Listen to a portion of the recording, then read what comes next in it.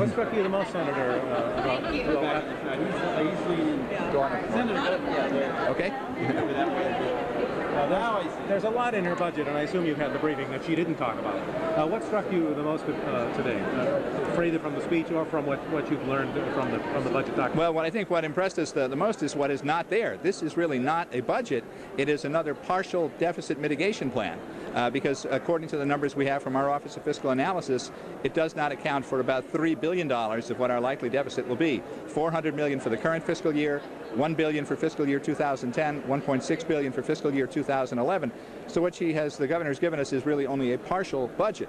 Now we applaud these are always a work in progress. Well, but the gap is much larger than usual, and known to exist at this point. So we certainly applaud a number of things that are in it. I certainly think that the idea of the middle college proposal to combine the voc-tech schools and the community colleges is a worthwhile idea. It's already underway. There's a program to that effect at Gateway in New Haven, a few of our other community colleges as well. Certainly applaud the idea of providing incentives for regional cooperation, although the amount of the incentives that she gives are probably not enough to really do much in that regard, but it certainly is a step in the right direction, although a modest one.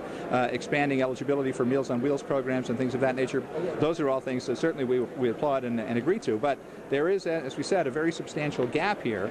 And the fundamental problem, I think, is that Governor Rell has really missed an opportunity for true leadership here, to recognize that she is the most popular governor in the country, has amassed a great deal of political capital. Now would be the time to use it, to deal with the fact that we have a problem that has to be addressed not only by deep spending cuts, but also by some additional revenues, use of the budget reserve fund, federal stimulus.